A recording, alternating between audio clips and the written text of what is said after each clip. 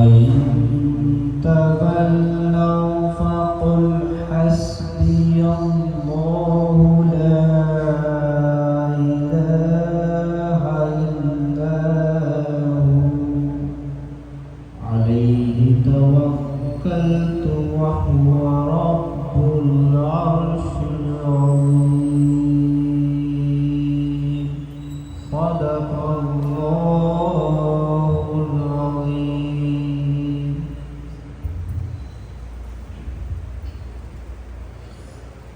السلام علیکم ورحمۃ اللہ وبرکاتہ. آئیے نعت پاک سرور کونین صلی اللہ علیہ وسلم پیش کرنے سے پہلے ہم اور آپ نبی کریم صلی اللہ علیہ وسلم کی بارگاہ میں پوری عقیدت اور محبت کے ساتھ جھوم جھوم کر درود پاک پیش کرنے جلدی کریں. صلی اللہ علیہ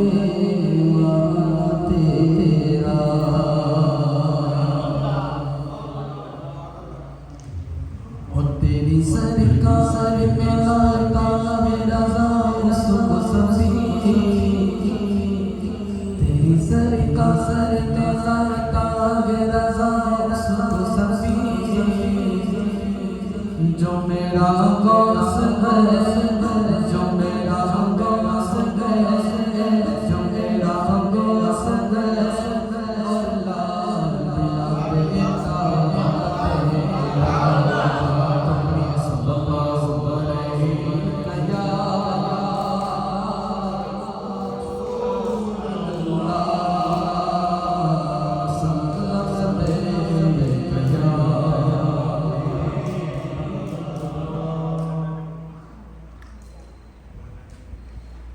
حمد باری کے تن ساتھ اللہ اللہ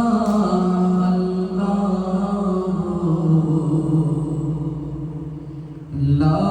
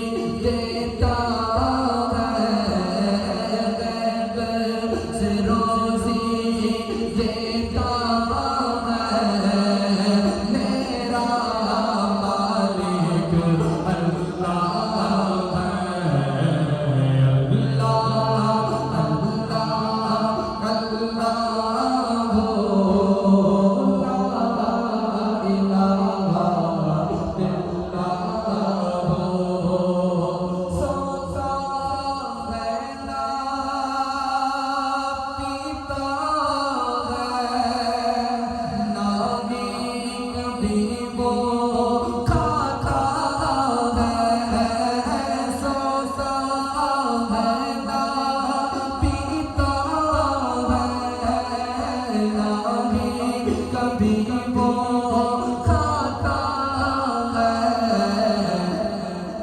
سالن اپنے یکتا ہے سالن اپنے یکتا ہے میرا مالک اللہ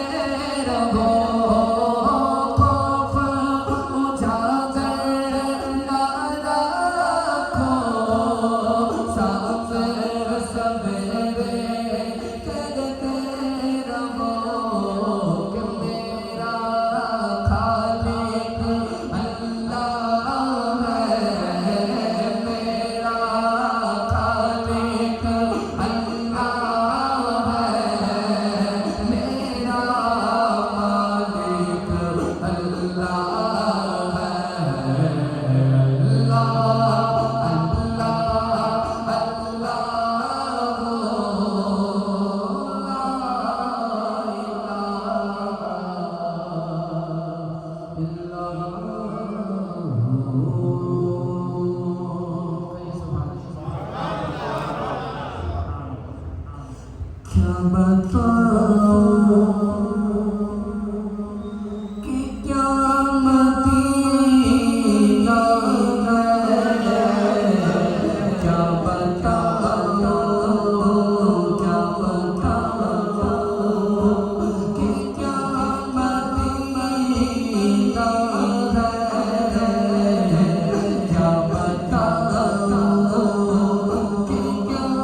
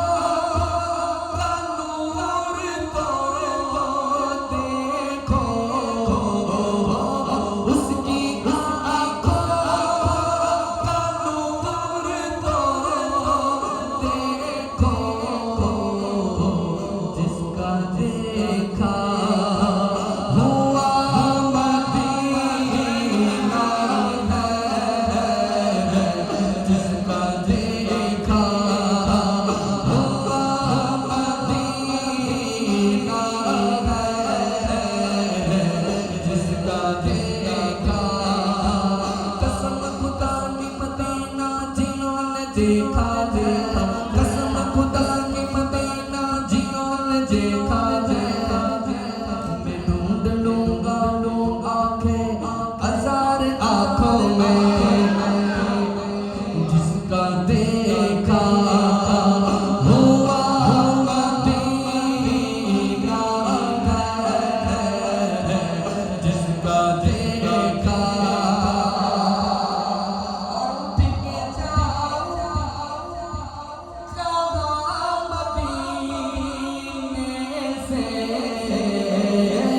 اٹھ کے جاؤ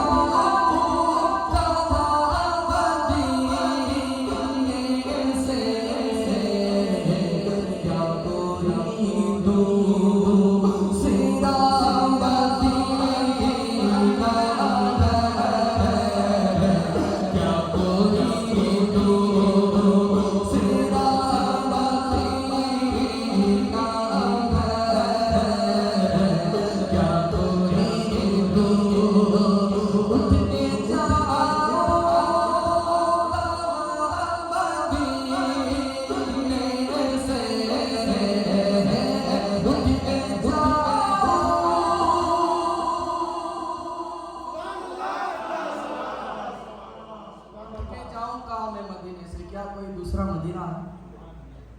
ایک واقعہ میرے ذہن میں اجازت حضرت. ایک ہندوستان سے قافلہ چلا, قافلے کے اندر ایک بزرگ موجود ہے. چلا ہندوستان سے قافلہ شہر مدینے پہنچے. حاضری لگائی, ایک مقام پر بیٹھے, مقام پر بیٹھ کر کچھ ناشتہ کر رہے, فروٹ وغیرہ کھا رہے ہیں.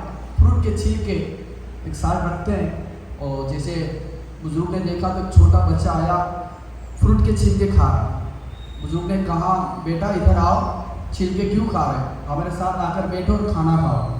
بچے نے کہا کہ آپ ٹھہرے حضور کے مہمان اور میں ٹھہرا اہل مدینہ, بنا اجازت میں آپ کی دعوت کیسے کھاؤ. بزرگ نے کہا ٹھیک ہے, ہم لوگ جتنے دن یہاں رکتے ہیں اتنے دن تم ہمارے ساتھ ہی دعوت کھاؤ گے. اچھی بات ہے. ایک دو دن ہوئے, پھر بزرگ نے پوچھا کہ اچھا بیٹا بتاؤ کہ آخر تم ہو کون. بیٹے نے کہا کہ میں ایک یتیم ہوں, میری ماں نے ایک دوسرا نکاح کیا ہے, تو میں حضور کی بارگاہ میں آتا ہوں اور میرا گزارا ہو جاتا ہے. بزرگ نے کہا کہ ٹھیک ہے, ہمارے ساتھ ہندوستان چلو گے, اچھی پرورش دیں گے, اچھے کپڑے دیں گے, اچھا کھانا دیں گے, اچھا رہنا دیں گے. لڑکے نے کہا ٹھیک ہے, میں والدہ سے اجازت لیتا ہوں, اگر والدہ اجازت دیں گے تو انشاءاللہ میں آپ کے ساتھ ہندوستان چلوں گا. گیا گھر اجازت لینے, اجازت مل گئی, کچھ دن مل گئے. اب جانے کا ٹائم ہو گیا, ہندوستان قافلہ جا رہا ہے. نکلے, راستے میں حرم شریف میں جا رہے, باتیں کرتے کرتے لڑکا پوچھ رہا ہے اچھا بزرگ آپ کہہ رہے تھے کہ آپ مجھے ہندوستان لے جا رہے ہیں. ہاں بیٹا میں تمہیں ہندوستان لے جا رہا ہوں. اچھا آپ بتا رہے تھے کہ آپ مجھے وہاں اچھا کھانا دیں گے. ہاں بیٹا اچھا کھانا دیں گے, اچھا رہنا دیں گے, اچھی پرورش دیں گے, اچھی پڑھائی دیں گے. ویسے میں باتیں کرتے کرتے بیٹے کی نظر پڑ گئی گنبد خضرا پر. گنبد خضرا پر نظر پڑ گئی, رک گیا اور کہنے لگا کہ اچھا بتائیے آپ مجھے وہاں اچھا کھانا دیں گے, اچھا رہنا دیں گے, اچھا کپڑے دیں گے, وہاں کیا گنبد خضرا ہے, وہاں پہ گنبد خضرا ہے. بزرگ نے کہا نہیں بیٹا, اگر وہاں پہ گنبد خضرا ہوتا تو ہم لوگ ہندوستان چھوڑ کے یہاں تھوڑی آتے. ایک ہی ہے گنبد خضرا جو یہی ہے. چھوٹے سے بچے نے ہاتھ جوڑ کر معذرت چاہی. بزرگ حضرت میری معذرت قبول کر لیجیے, مجھے مدینے کی گلیوں میں یہ ٹکڑے کھانا یتیمی ہی مجھے قبول ہے, مجھے میری یتیمی قبول ہے, یہاں کے ٹکڑے کھانا مجھے قبول ہے, لیکن میں گنبد خضرا چھوڑ کے اٹھ کے جاؤں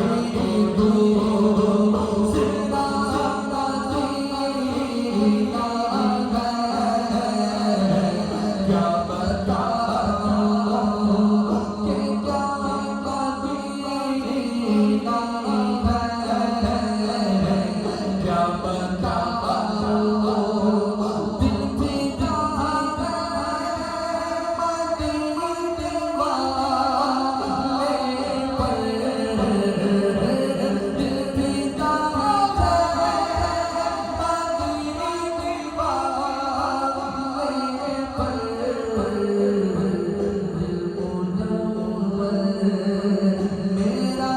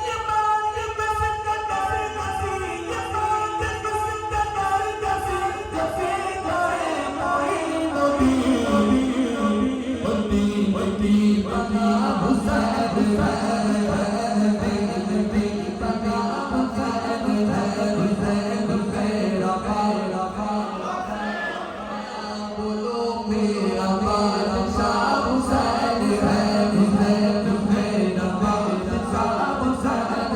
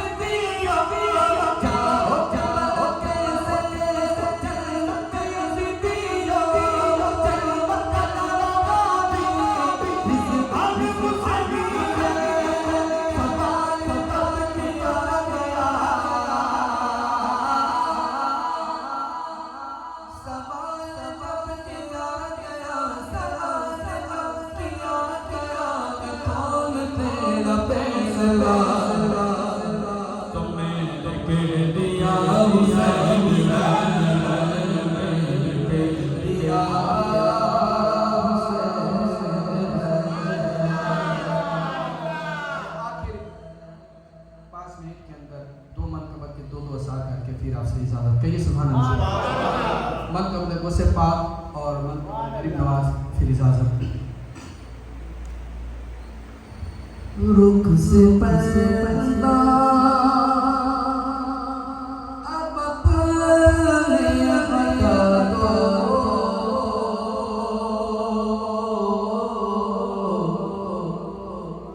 جانیوں پر نگاہ جمی گئے جانیوں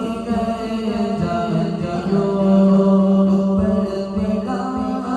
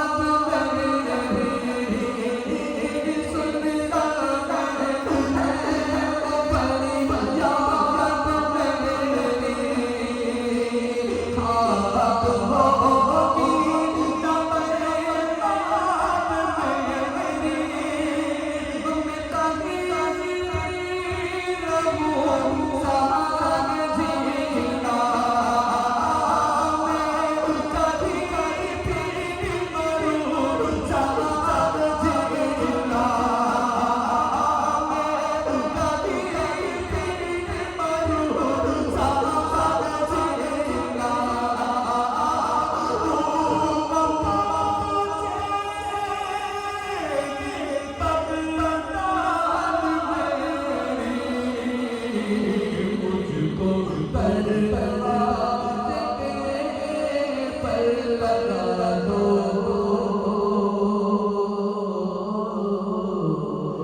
जालियों पे निगाहें झुक जाए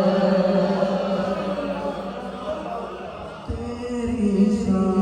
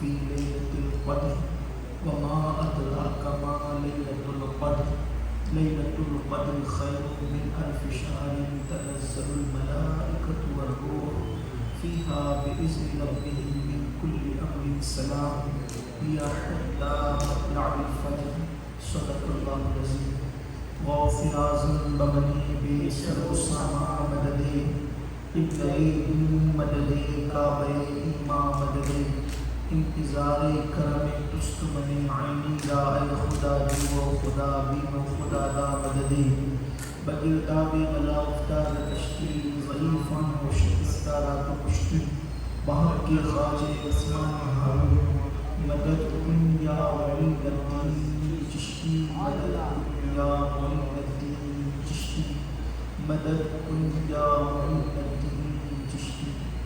آئیے انتہائی احترام و عقیدت کے ساتھ اپنے اور ساری کائنات کی مرکز عقیدت دانائے سبل مولائے کل ختم رسول خسرو خوباں سیاح لامکاں وجہ کن فکاں در اللہ المکنون سر اللہ المخزون عالم ما کان و ما یکون آب و دل انبیاء جان و دل اصفیاء مطلع ہر سعادت مقطع ہر سیادت خلاصہ کائنات فخر موجودات حضور احمد مجتبی محمد مصطفیٰ ارواحنا فدا صلی اللہ تعالی علیہ وآلہ وصحبہ وبارک وسلم کی بارگاہ بے کس پناہ میں میرے ساتھ مل کر پڑھے الصلاۃ والسلام علیکہ یا رسول اللہ الصلاۃ والسلام علیکہ یا نبی اللہ الصلاۃ والسلام علیکہ یا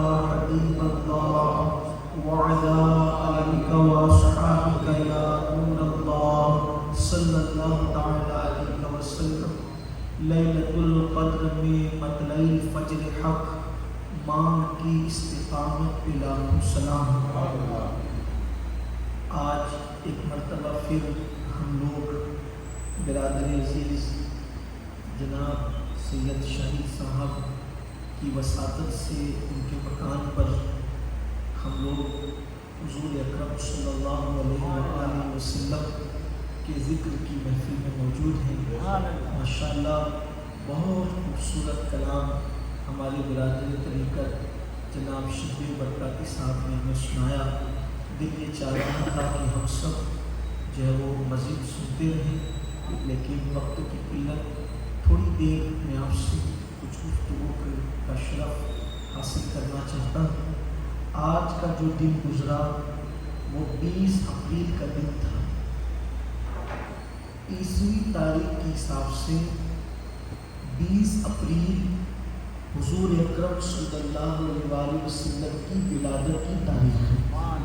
جیسے چاند کی تاریخ 12 ربیع الاول کو حضور کی ولادت ہوئی، تو جس دن حضور کی ولادت 12 ربیع الاول کو ہوئی تھی اس دن اپریل کی 20 تاریخ تھی۔ تو انگریزی تاریخ کے حساب سے آج کا دن حضور کی میلاد کا دن گزرا، اور اب جو شب لگی ہے یہاں کے حساب سے وہ ہے 20 رمضان المبارک، یعنی کہ یہ فتح مکہ کی تاریخ۔ کتنی نسبتیں ہیں برکت والی الحمدللہ۔ اور اب رمضان شریف کا آخری عشرہ شروع ہونے جا رہا ہے۔ پہلا اور دوسرا عشرہ گزر گیا۔ رمضان المبارک کا پہلا عشرہ رحمت، دوسرا عشرہ مغفرت اور تیسرا عشرہ جہنم سے آزادی کا عشرہ ہے۔ رمضان المبارک کی عظمت، اہمیت اور برکت اگر لوگوں کو پتہ چل جائے تو اللہ کے رسول علیہ السلام فرماتے ہیں کہ لوگ تمنا کریں کہ کاش پورے سال کو رمضان بنا دیا جائے۔ رمضان المبارک کا حال یہ ہے کہ جہنم کے دروازے بند ہوتے ہیں، رحمت کے دروازے کھول دیے جاتے ہیں، نفل کا ثواب فرض کے برابر اور فرض کا ثواب 70 فرائض کے برابر کر دیا جاتا ہے۔ روزے دار جب روزہ رکھتا ہے تو وہ جو کپڑے پہنتا ہے اس کے کپڑے اس کے لیے مغفرت کی دعا کرتے ہیں، وہ جو جوتے پہنتا ہے وہ جوتے اس کے لیے مغفرت کی دعا کرتے ہیں، وہ جو بستر پہ سوتا ہے وہ بستر اس کے لیے مغفرت کی دعا کرتا ہے۔ جب وہ سحری کھاتا ہے تو فرشتے اس پر درود نازل کرتے ہیں، جب وہ افطار کے وقت وہ دعا کرتا ہے تو 70,000 فرشتے اس کی دعاؤں پر آمین کہتے ہیں۔ ہر عبادت کا صلہ ثواب ہے، ہر عبادت کا صلہ جنت ہے، زیادہ سے زیادہ جنت ہے، ثواب ہے یا جنت ہے۔ لیکن میرے اللہ نے فرمایا، حدیث قدسی ہے کہ روزہ میرے لیے ہے اور میں ہی اس کی جزا ہوں۔ اسی لیے میرے آقا علیہ السلام فرماتے روزے دار کو اللہ کا دیدار نصیب ہوگا۔ روزے دار کے لیے 2 خوشیاں ہیں، ایک تو افطار کے وقت کی خوشی اور ایک تو لقاء رحمان کے وقت کی خوشی۔ یقیناً آپ لوگ بڑے خوش نصیب ہیں، بڑے نصیب کی بات ہے آپ لوگوں کے لیے کہ ایک طرف اللہ کا حرم ہے اور دوسری طرف مصطفیٰ جان رحمت، جب چاہے ادھر جائیں جب چاہے ادھر جائیں، اور کتنی برکت کی بات ہے۔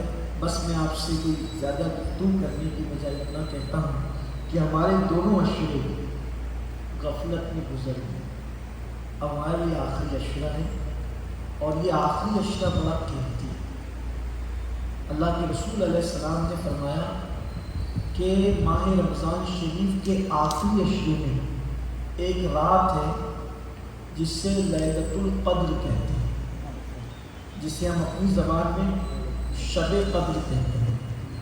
یہ لیلۃ القدر 1000 مہینوں سے افضل ہے۔ اگر یہ فرمایا جاتا نا کہ 1000 مہینوں کے برابر ہے تو آپ سمجھ جاتے کہ کتنی ہے، لیکن قرآن کیا فرماتا ہے؟ لیلۃ القدر خیر من الف شہر، کہ یہ رات جسے شب قدر کہتے ہیں یہ 1000 مہینوں سے افضل ہے۔ مطلب اس کے 1000 مہینوں کے اگر آپ جوڑیں تو 83 سال 4 مہینے بنتے ہیں۔ تو اگر قرآن یہ کہتا یا حدیث میں یہ آتا کہ یہ 1000 مہینوں کے برابر ہے تو ہم اندازہ لگا لیتے کہ کیا ہے، 83 سال 4 مہینوں کے برابر۔ لیکن یہ نہیں کہا کہ برابر ہے، بلکہ کیا فرمایا؟ خیر من الف شہر، یہ 1000 مہینوں سے بہتر ہے۔ اور کتنی بہتر ہے یہ اللہ جانتا ہے اور اس کے بتانے سے اس کے رسول جانتے ہیں۔ تو حدیث پاک میں آتا ہے کہ جو لیلۃ القدر میں عبادت کر لے تو اللہ اس کو 1000 مہینے سے زیادہ عبادت کرنے کا ثواب عطا فرماتا ہے۔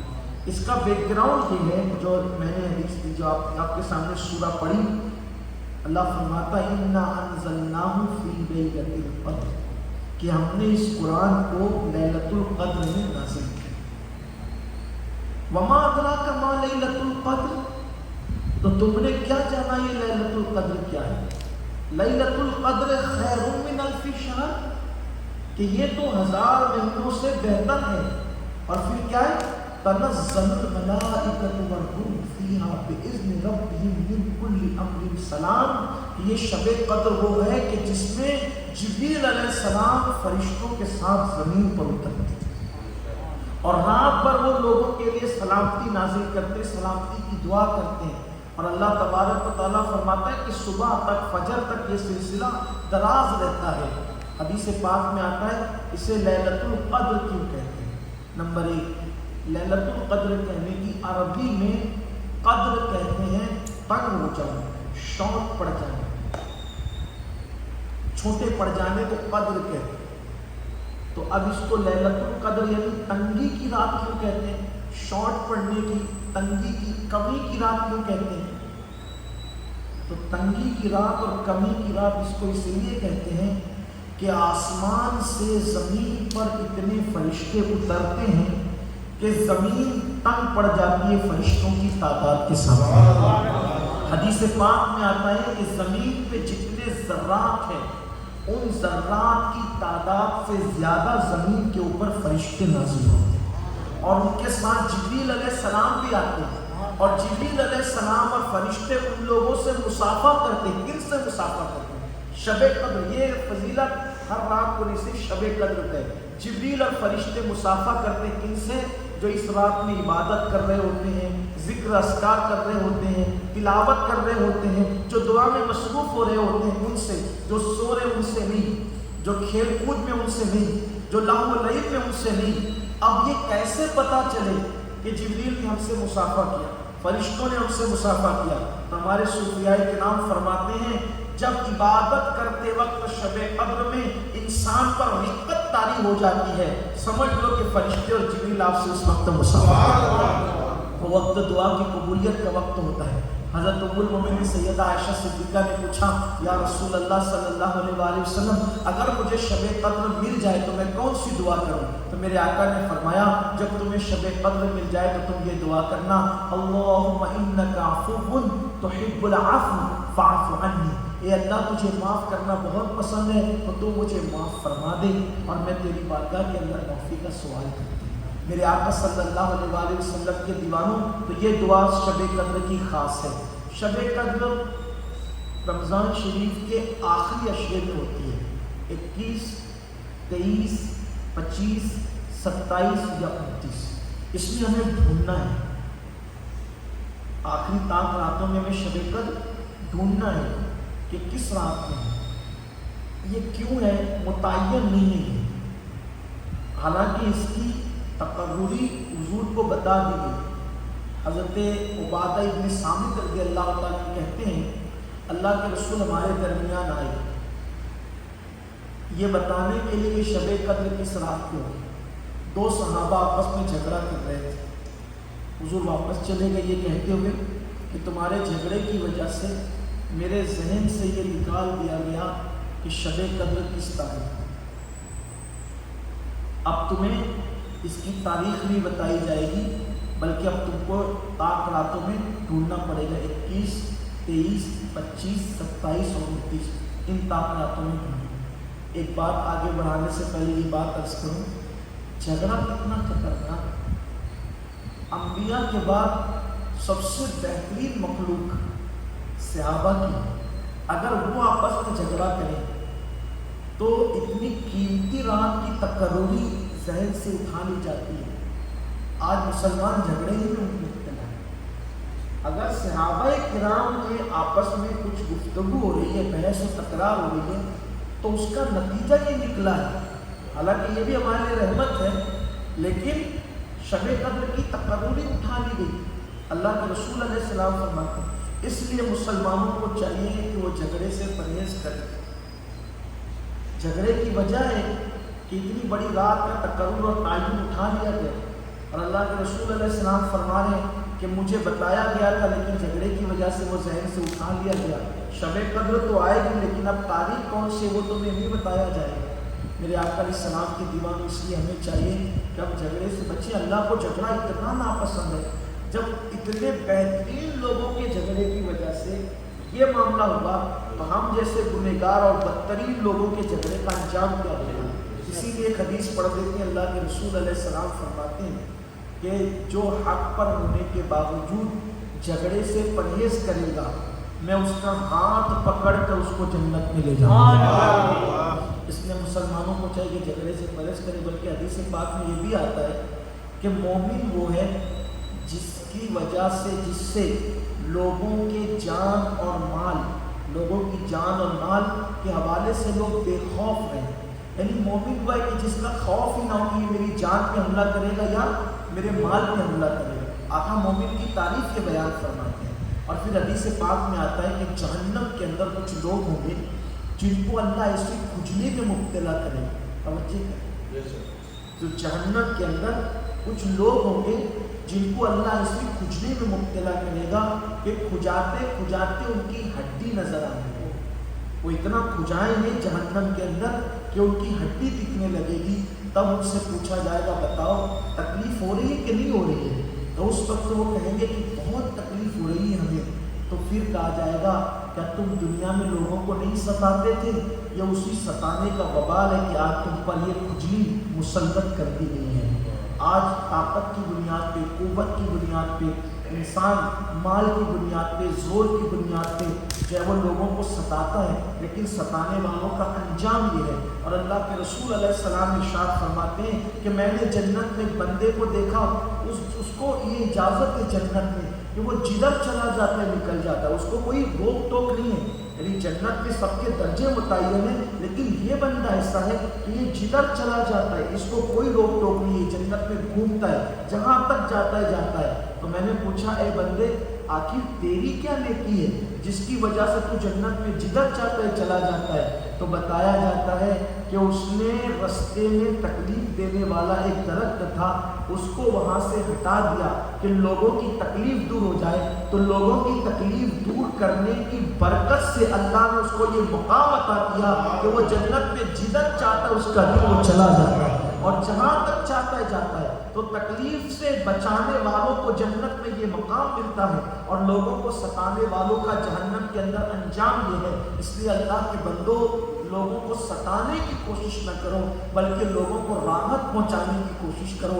اللہ کو ستانے والے بندے پسند نہیں ہیں، اللہ کو راحت پہنچانے والے بندے پسند ہیں۔ تو عرض یہ کر رہا تھا یہ شب قدر، یہ شب قدر، یہ آیت سورہ مبارکہ کا شان نزول یہ ہے۔ امام غزالی رحمۃ اللہ علیہ لکھتے ہیں کہ اللہ کے رسول علیہ السلام کو بنی اسرائیل کے واقعات بیان کرنا بہت پسند تھے، کہ بنی اسرائیل میں جو کچھ ہوا وہ واقعات حضور کو بہت پسند تھے بیان کرنا۔ قرآن میں بھی بنی اسرائیل کے واقعات بہت کثرت سے بیان ہوئے ہیں.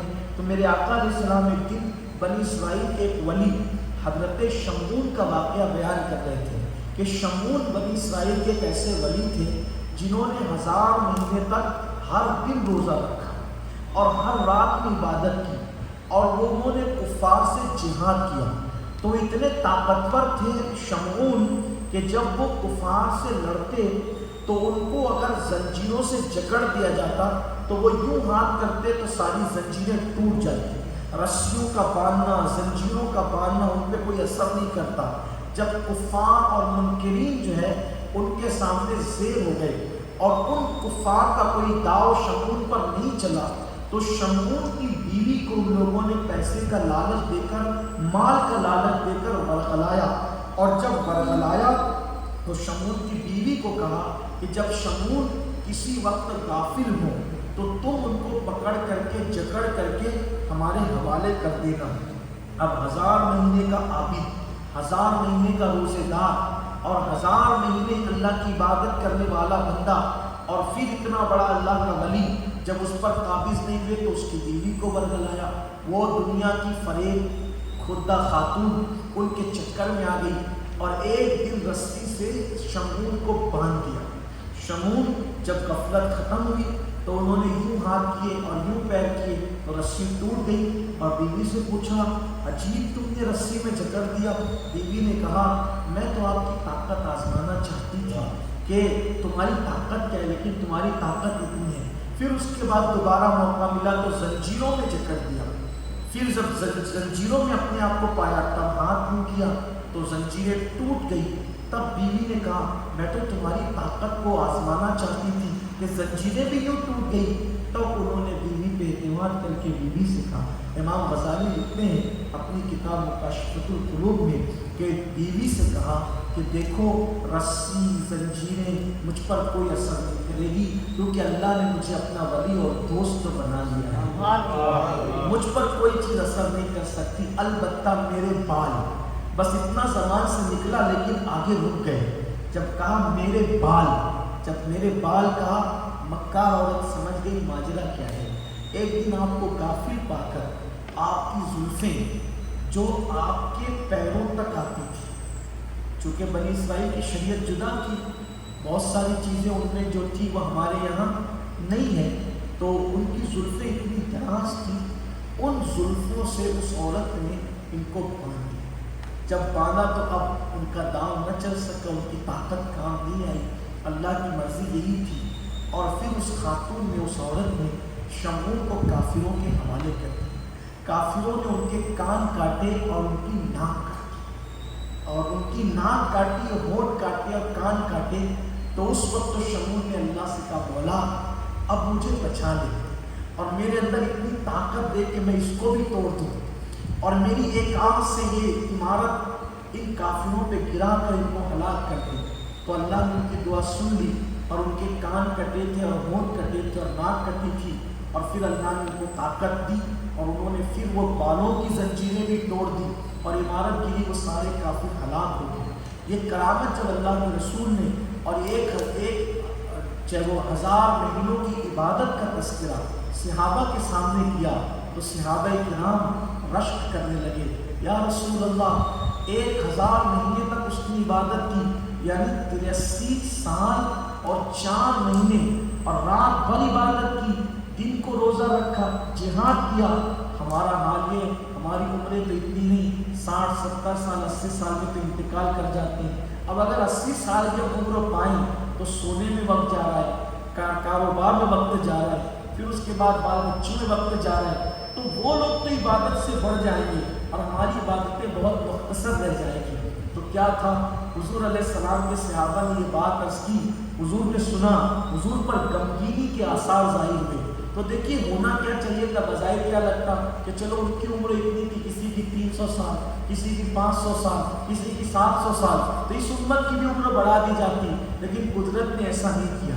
محبوب جب غمگین ہوئے تو اللہ تعالیٰ نے محبوب پر سورہ نازل فرمائی، انا انزلناہ فی لیلۃ القدر وما ادراک ما لیلۃ القدر لیلۃ القدر خیر من الف شہر. کہ یہ رات 1000 مہینوں سے افضل ہے. ایک رات اس امت کو ایسی دے دی گئی کہ جو اس رات میں پوری رات عبادت کرے گا اللہ اس کو 1000 مہینے کی عبادت سے زیادہ ثواب دے گا۔ اب اگر ایسا ہوتا کہ عمر ہماری بڑھ جاتی، چلے ہمیں بھی 300 سال کی عمر دے دی جاتی تو ہمارا نقصان تھا، کیا نقصان تھا پتہ ہے؟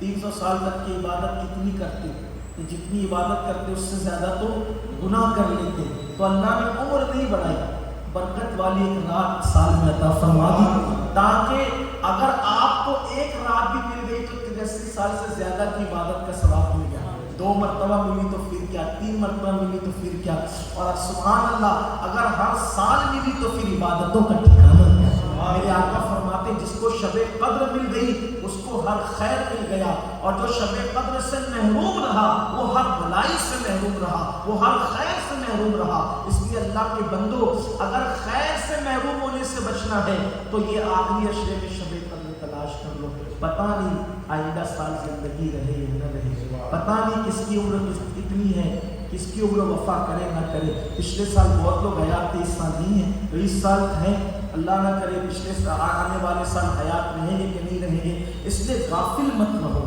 شب قدر کو ڈھونڈو، 21، 23، 25، 27، 29 میں خوب عبادت کرو، بہت زیادہ نہیں کر سکتے، پوری رات نہیں جگ سکتے تو کم سے کم اتنا کرو، عشاء کی نماز پڑھو، تراویح پڑھو، کچھ نوافل پڑھو، تلاوت کرو، ذکر اذکار کرو، اور جب سحری میں اٹھو تو پھر نمازیں کچھ پڑھ لو، کچھ گڑگڑا لو، اللہ تعالیٰ اگر ہمارے مقدر میں رہی شب قدر عطا کرے گا۔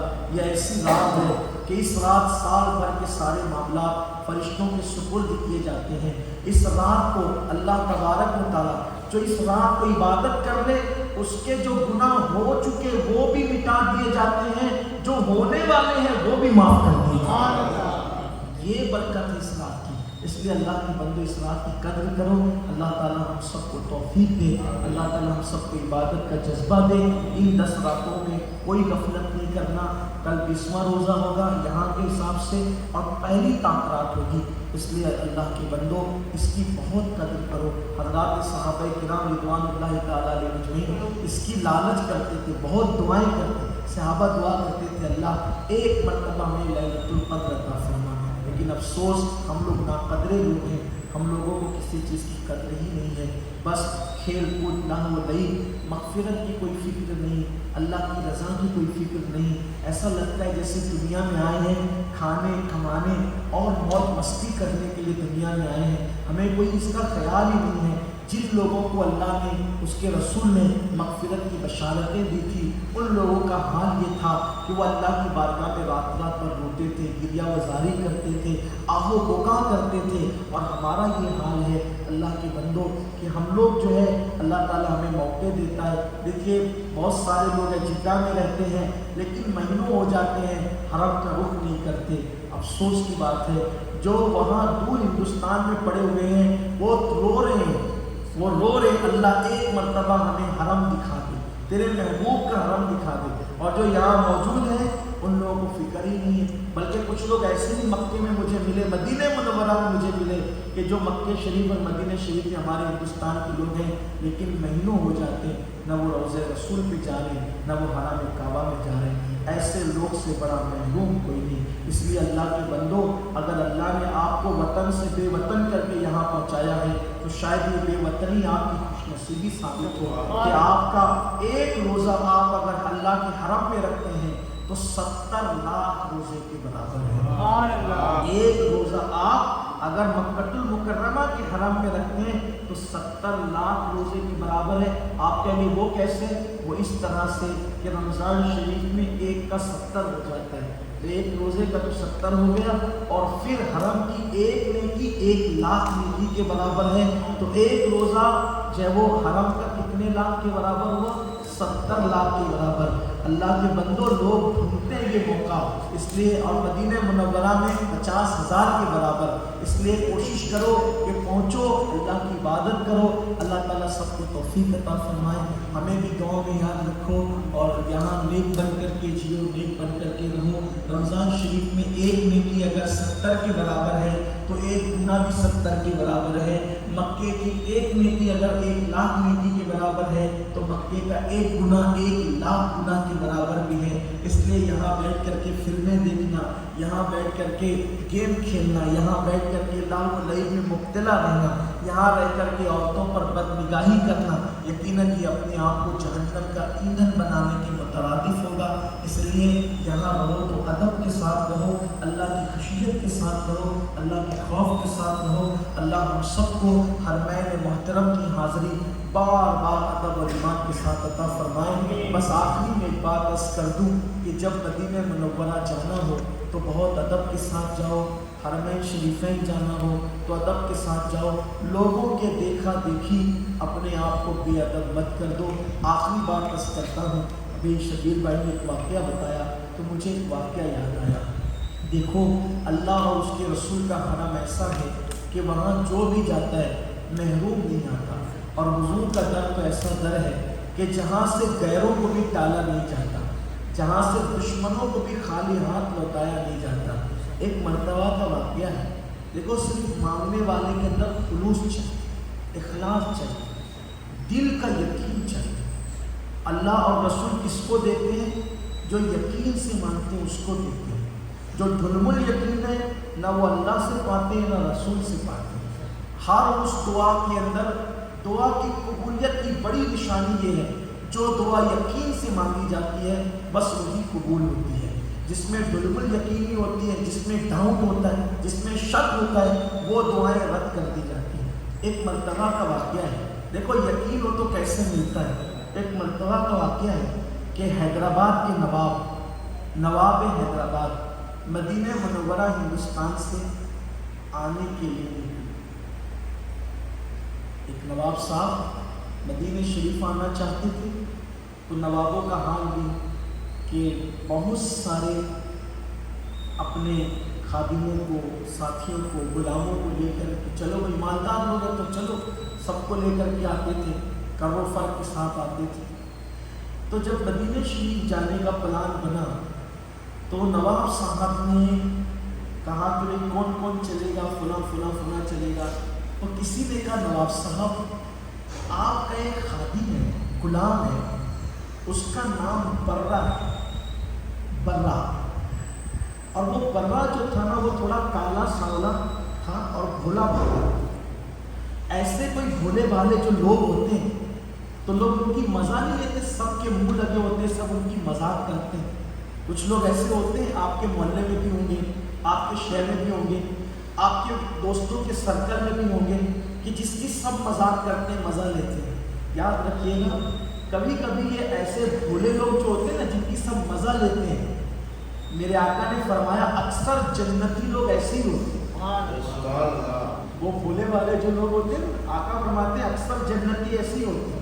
लेकिन सब उनकी मज़ा लेकर वो नाराज़ नहीं होते, वो सबके साथ लग जाते हैं, सबकी खुशी का सामान बन जाते हैं। तो नवाब साहब के अभी बर्रा नाम का एक खादिम था नवाब साहब का, वो ऐसे ही भोला भाला था और लोग उसकी मज़ा लेते थे। तो किसी ने कहा नवाब साहब इतने लोगों को ले जा रहे हो, बर्रा को भी ले चलो, रास्ते भर हंसी मजाक के लिए काम आएगा, उसकी मज़ा लेते रहिए, रास्ता लंबा है, सफ़र तवील है, तो हंसी मजाक में रास्ता जल्दी से कट जाएगा। और वो दौर कैसा था, लोग जो है वो कश्तियों से सफ़र करते थे, कभी पैदल, कभी घोड़ों पर, कभी खच्चरों पे, कभी ऊँटों पर, ऐसी हंसी मजाक के लिए। गोया के वो तो हंसी मजाक का सामान कर रहे थे, लेकिन हकीकत ये थी कि जिन्हें बुलाया है मुस्तफ़ा ने वही मदीने को जा रहे हैं। ये नसीब की बात है मेरे भाइयों कि कभी तो बादशाहों को भी आना नसीब नहीं होता और कभी भिखारियों को भी बार बार आना नसीब होता है। जिसे चाहा अपना बना लिया, जिसे चाहा घर पे बुला लिया। ये बड़े करम के हैं फैसले, ये बड़े नसीब की बात है। तो बहरहाल बर्रा मदीने मुनव्वरा आया, भोला भाला था, रास्ते पर हंसी मजाक होती रही। जब पहली हाज़िरी दरबार रिसालत की हुई, सब ने जाकर हुजूर को सलाम पेश किया, शफाअत की भीख मांगी। हुजूर की बारगाह में हाज़िरी का तरीका ये है कि जाओ सलाम पेश करो, फिर कहो नस्अलुका शफाअत या रसूलल्लाह, हुजूर हमारी शफाअत करें अपने माँ बाप के लिए, और जिन जिन लोगों ने कहा उनके लिए शफाअत मांगे। ये बात सबसे बड़ी उस बारगाह की अर्जी है। और फिर हुजूर फरमाते मन ज़ारा क़ब्री वजबत लहू शफाअती, जिसने मेरे मज़ार में हाज़िरी दी उस पर मेरी शफाअत वाजिब होगी। इसीलिए मैं लोगों से कहता हूँ ہر نیکی پر ثواب ملتا ہے. حضور کے یہاں جاؤ تو شفاعت کی خیرات ملتی ہے. تو سب لوگ گئے حاضری کی وغیرہ. پھر اس کے بعد واپس ہو گئے.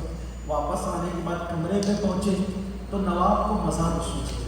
نواب نے کہا بھائی سب کو شفاعت مبارک, آپ کو شفاعت مبارک. برا نے کہا شفاعت کیا ہوتی ہے؟ بولا بالا دستگیر شفاعت کیا ہوتی ہے؟ کہا جس کو شفاعت ملتی ہے اس کو جنت ملتی ہے. تم کو شفاعت نہیں ملی, تم کو شفاعت نہیں ملی. برا نے کہا نہیں مجھے تو نہیں ملی. حضور نے نہیں دیا تمہیں شفاعت؟ نہیں مجھے نہیں دیا. تو اس کو بولا بالا آدمی ایسا سمجھا کہ شفاعت کی بھی کوئی چٹھی ہوتی ہوگی, کوئی سند ہوتی ہوگی, کوئی رکا ہوتا ہوگا, کوئی اس کا ثبوت ہوتا ہوگا. اس دیوانے کو کیا پتا وہاں پہنچے شفاعت مل گئی. بس اتنی یقین کی بات ہے. تو کہا تمہیں نہیں ملی. اب بادشاہ کو مزاح, نواب کو مزاح سن, تمہیں نہیں دیا حضور نے, ہمیں تو دیا, تمہیں نہیں دیا شفاعت. اب وہ دیوانہ تو دیوانہ, بولا بالا آدمی وہ وہاں سے روتا دھوتا نکلا. لوگوں نے تو مذاق کی تھی, اس کا ٹوٹا ہوا دل لے کے وہ حضور کی روضے پہ آیا اور آج تو حضور سے کہتا یا رسول اللہ ہر جگہ تو امیر اور غریب میں فرق ہوتا ہے, کیا آپ کے یہاں بھی یہ اصول ہے؟ آپ کے یہاں بھی مالداروں میں اور غریبوں میں فرق ہوتا ہے؟ آپ نے نواب کو شفاعت دے دی اور غریب کو نہیں دیا رسول اللہ. ایک غریب کو آپ نے بغیر شفاعت کے بھیج دیا رسول اللہ. اب میں تو اس وقت تک جاؤں گا نہیں جب تک آپ مجھے بھی شفاعت نہیں دیں. مجھے شفاعت دیجئے ورنہ موت دیجئے. اگر شفاعت نہ ملی تو میں یہی تڑپ تڑپ کر مروں گا لیکن نہیں جاؤں گا. تاریخ میں لکھا ہے کہ پھر قبر رسول سے ہاتھ نکلا اور اس ہاتھ میں اس کے گمان کے مطابق ایک چٹھی تھی اور اس چٹھی پر لکھا ہوا تھا کہ برا کو شفاعت دے دی. یہ برا نے چٹھی لی اور ناشتہ خود تھا, چلاتا ہوا آیا مجھے بھی شفاعت مل گئی, مجھے بھی شفاعت مل گئی, مجھے بھی شفاعت مل گئی. جب نواب نے کہا او برا شفاعت کیا چیز ہوتی ہے, کہا یہ دیکھو حضور کی قبر سے ہاتھ نکلا اور اس ہاتھ میں یہ چٹھی تھی اور حضور نے مجھے یہ شفاعت اس وقت آپ نواب کی آنکھوں میں آنسو تھے. برا تیری دیوانگی تجھے کہاں سے کہاں, ہم تو تیرے ساتھ مذاق کر رہے تھے اور تم نے رسول اللہ کی شفاعت پالی. یہ ہوتے ہیں جو ہے وہ کرم کے فیصلے. اس لیے اللہ کے بندوں جب بھی حضور کی بارگاہ میں حاضر ہو اس یقین کے ساتھ جاؤ انشاءاللہ کرم کی خیرات ہوگی, کیونکہ ان کا ڈر ہے واہ کیا جود و کرم ہے. شہ بتہاں تیرا نہیں سکتا نہیں, ماں کا مالا تیرا. اللہ ہماری محفل کو قبول کرے, حضور کے درمیان کوئی غلطی اللہ معاف کرے. وما علینا الا البلاغ. السلام علیکم.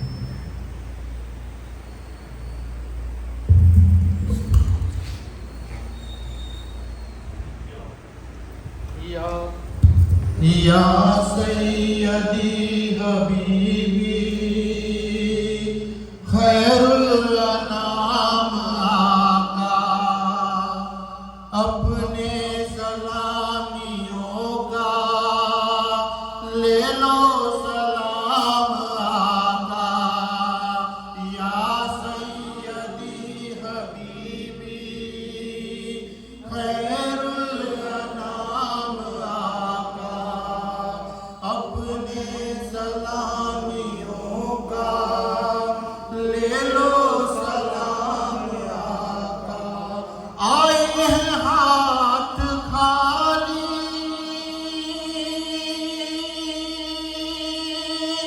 بھر دو حجور عالی. آئے ہیں ہاتھ خالی بھر دو حجور عالی. مانگا ہے آج تم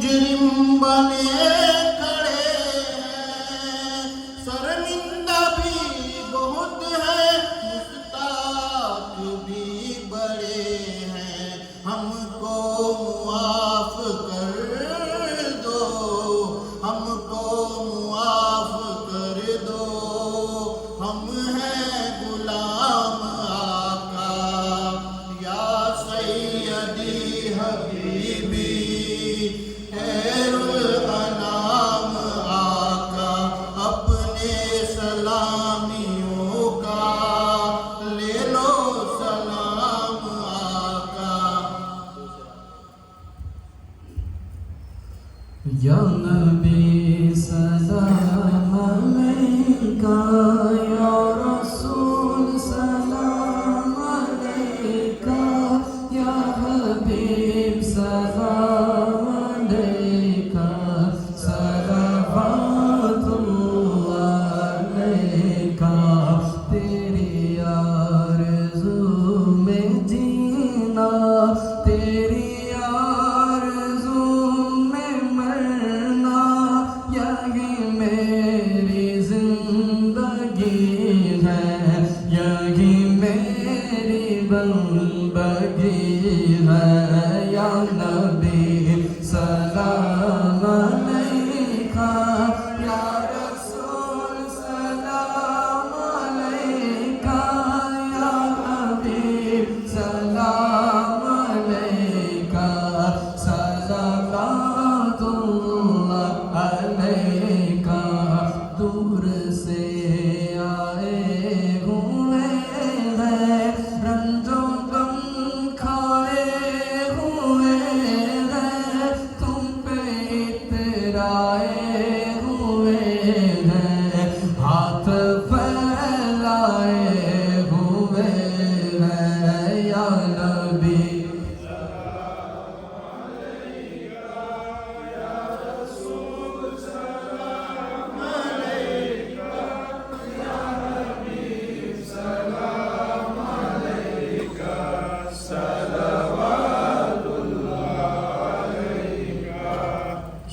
الصلاة والسلام عليك يا رسول الله، الصلاة والسلام عليك يا حبيب الله، وعلى آلك وأصحابك يا حبيب الله، صلى الله تعالى عليك وسلم. الفاتحة.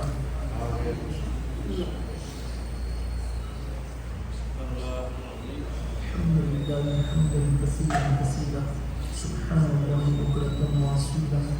الحمد لله قبل كل شيء، الحمد لله بعد كل شيء، الحمد لله كما حمده الأنبياء والمرسلون. اللهم صل على سيدنا ومولانا محمد وعلى آل سيدنا ومولانا محمد صلاة تنجينا بها من جميع الأهوال والآفات، وتقضينا بها جميع الحاجات، وتقضينا بها جميع الحاجات، وتقضينا بها جميع الحاجات، وتطهرنا بها من جميع السيئات، وترفعنا بها عندك أعلى الدرجات، وتبلغنا بها أقصى الغايات من جميع الخيرات في الحياة وبعد الممات، إنك على كل شيء قدير. اللهم يا ربنا يا ربنا يا ربنا يا ربنا يا ربنا، ربنا آتنا في الدنيا حسنة وفي الآخرة حسنة وقنا عذاب النار. اللهم إنا نسألك العفو والعافية والمعافاة الدائمة في الدين والدنيا والآخرة. اللهم إنك عفو كريم تحب العفو فاعف عني.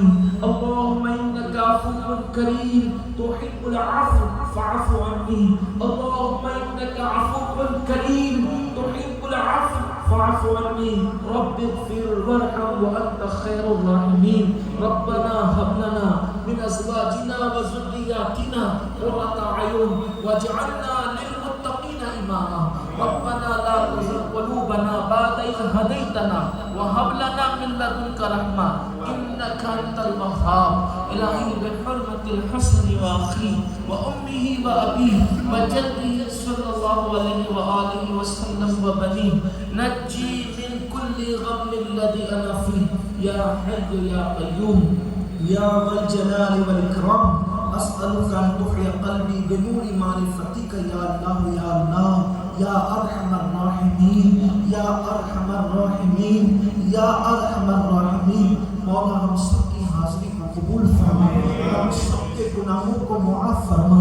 اے اللہ ہم सब तेरे बंदों में सबसे ज्यादा गुनहगार, सियाहकार, खताकार, बदकार, रूसिया मेरे अल्लाह हमारा बाल बाल गुनाहों में डूबा है। मौला सर से पांव तक हम गुनाहों में डूबे हुए हैं। ए अल्लाह तू करीब है, तू रहीम है, तू 70 माओं से ज्यादा अपने बंदों से प्यार करने वाला है। मौला जाने अनजाने में जब भी जहाँ भी हमसे जो भी गुनाह हुआ मौला हम अपने तमाम गुनाहों से तौबा करें। अल्लाह तेरे महबूब का वास्ता, सैयदुल मासूमीन का वास्ता, ए अल्लाह हम सब की बेहिसाब मग़फ़िरत कर दे। अल्लाह तेरे करोड़ करोड़ एहसान है, एक एहसान हम पर और करते मौला, बेहिसाब हम सब की मग़फ़िरत कर दे, बेहिसाब हम सब की मग़फ़िरत कर दे, हमारे माँ बाप की बेहिसाब मग़फ़िरत कर दे, कुल मोमिनीन मोमिनात मुस्लिमीन मुस्लिमात की बेहिसाब मग़फ़िरत कर दे। मौला हमारे हाल की इस्लाह कर दे, हमें सही माना में नेक बना दे, मुत्तकी बना दे, बादशाह बना दे, परहेज़गार बना दे, हमारे ज़ाहिर और बातिन की इस्लाह कर दे। या अल्लाह तेरी खशियत अता फरमा, तेरे हबीब का इश्क अता फरमा, तेरे महबूब के इश्क में रोने वाली आँखें अता फरमा। या अल्लाह इबादत में खुशू खुजू अता फरमा, ज़िंदगी में इखलास अता फरमा, रियाकारी से दिखावे से हम सब की हिफाजत फरमा। या अल्लाह जो बीमार है उन्हें शिफा दे दे, जो मक़रूज़ है बारे कर्ज़ से निजात अता कर दे, जो परेशान हाल है उनकी परेशानियों को दूर फरमा दे। या अल्लाह जो औलाद के लिए औलाद नरीनों के लिए तरसते अल्लाह उन्हें नेक साले बेटे अता फरमा, जिनके बच्चों को बच्चियों को रिश्ते नहीं मौला उन्हें अच्छे रिश्ते अता फरमा। मेरे अल्लाह जब हम वतन से निकले तो मौला लोगों ने हमसे दुआओं की गुजारिशात की मौला, पूरी दुनिया भर से लोग हम लोगों को दुआओं के लिए कहते हैं मौला, परवरदिगार तेरे बंदों में सबसे ज्यादा तुझे दान तो हम ही लोग हैं मौला, लेकिन लोगों ने दरखास्तें की हैं। ये अल्लाह उन सब की दरखास्तों तेरी बारगाह में रखते हैं मौला, तू उनके नामों को भी जानता है, उनकी मुरादों को भी जानता है, उनकी तमन्नाओं को भी जानता है मौला, तू अलीम बिज़ाति सुदूर है मौला। जिसने हमसे जिस मकसद के लिए दुआ के लिए गुजारिश की मौला, उनकी मुरादें पूरी कर दे, उनकी तमन्नाएं पूरी कर दे। या अल्लाह वो दे दे, हमारी दुनिया भी भली कर दे, हमारी आखिरत भी भली कर दे। परवरदिगार हमारे शाहिद भाई अब्दुल कादिर भाई, हमारे मज़हर बाबू, परवरदिगार इन लोगों ने महफिल का इनेकाद किया मौला, इनके कामों की जो रुकावटें सब रुकावटें दूर कर दे, जो दुश्वारियाँ दूर कर दे मौला, इनकी और हम सब की मुरादें पूरी कर दे। परवरदिगार हमारे भाई हाफिज़ अब्दुल रहीम साहब, उनको जो मसाइल दरपेश अल्लाह उनके मसाइल हल फरमा दे मौला करीम। हमें मांगना नहीं आता मौला, मुझे अता करना आता है। या अल्लाह आज तेरे महबूब की विलादत का दिन गुजरा 20वीं तारीख के हिसाब से और फतेह मक्का के शब मौला, या अल्लाह फतेह मक्का के साथ मुसलमानों को पूरी दुनिया में फतह नुसरत, या अल्लाह इस वक्त पूरी दुनिया में मुसलमान तेरे महबूब की उम्मत सताई जा रही है मौला। कुफ्र को गुरूर है कि वो इस्लाम और मुस्लिमीन को मिटा देंगे, लेकिन मौला हम तेरे हरमैन के रास्ते में मौला तेरी बारगाह में हाथ उठाकर भीख मांगते मौला, मुसलमानों के आमाल को न देख, अपने करम की तरफ नजर फरमा मौला। या अल्लाह इस्लाम और मुस्लिमीन की पूरी दुनिया में मदद फरमा, पूरी दुनिया में मदद फरमा, हरमैन तैयबैन की हिफाजत फरमा, बैतुल मुक़द्दस की हिफाजत फरमा, हमारी मस्जिदों की, मदरसों की, खानकाहों की हिफाजत फरमा। या अल्लाह मुसलमानों से इंतशार और इख्तिलाफात दूर करके कुरान सुन्नत और इश्क़ मुस्तफ़ा सहाबा और अहले बैत के सच्चे अक़ीदे पर पूरी उम्मत को मुत्तहिद कर दे मौला, उम्मत से फ़िरक़ावारियत का खात्मा कर दे मौला। या अल्लाह हमारे मुल्क हिंदुस्तान में अमन व अमान अता फरमा, अहले ईमान की जान और इज़्ज़तदारों की हिफाज़त फरमा, फितना परवर लोगों के नापाक मंसूबों को खाक में मिला दे। या अल्लाह फितना परस्तों के नापाक मंसूबों को खाक में मिला दे। या अल्लाह गैब से आसमानी मदद नाज़िल फरमा, या अल्लाह गैब से आसमानी मदद नाज़िल फरमा मौला। हम इस बात को तस्लीम करते हैं जो मुसीबतें हैं वो हमारे गुनाहों के सबब से हैं। ए अल्लाह ہم اپنے گناہوں سے بھی توبہ کرتے ہیں اور اپنے تمام بھائی اور بہنوں کے گناہوں سے بھی مولا تیری بارگاہ میں عرض پیش کرتے اللہ انہیں بھی معاف کر دے، ہمیں بھی معاف کر دے، انہیں بھی معاف کر دے۔ اب مسلمانوں کو پھر سے خوشیاں عطا فرما، پھر سے رحمتیں عطا فرما، پھر سے برکتیں عطا فرما۔ یا اللہ ہم جب تک جئیں ایمان و سنیت پر زندگی دیں، ایمان و سنیت پر مدینہ منورہ میں شہادت کی موت عطا فرما، بقی شریف میں 2 گز زمین عطا فرما، قیامت کے دن تیرے حبیب کے ساتھ اٹھنا نصیب فرما، ان کی شفاعت سے بے حساب انہی کے پڑوس میں جنت عطا فرما۔ یا اللہ جب تک ہم زندہ رہیں اور قیامت تک ہماری نسلوں کو اس سرزمین پر ادب و ایمان کے ساتھ بار بار نصیب فرما، قیامت تک ہماری نسلوں کو ادب و ایمان کے ساتھ یہ حرمین شریفین کی حاضر بار بار نصیب فرما۔ الہی وہاں کے بنی فاطمہ کہ بر قول امام بلند خاتمہ اگر دعوتاً رد کنی وقتہو منو دست دامان رسول۔ مولا ہمارے یاسین باپو اس وقت ہم ان کو مس کر رہے ہیں، پروردگار عالم ان کی بھی ہم سب کی مرادیں پوری فرما دے۔ ان اللہ و ملائکتہ یصلون علی النبی یا ایھا الذین آمنوا صلوا علیہ وسلموا تسلیما۔ اللهم صل علی سیدنا مولانا محمد وعلی آل سیدنا مولانا محمد كما صليت على ابراهيم وعلى ال سيدنا ابراهيم انك حميد مجيد۔ اللهم بارك على سيدنا مولانا محمد وعلى ال سيدنا مولانا محمد كما باركت على ابراهيم وعلى ال سيدنا ابراهيم انك حميد مجيد۔ جزا الله عنا سيدنا ومولانا محمد صلى الله عليه وآله وسلم وهو أهله صلاة وسلام عليك يا جد الحسن والحسين۔ سبحان ربك رب العزة عما يصفون وسلام على المرسلين والحمد لله رب العالمين۔ لا إله إلا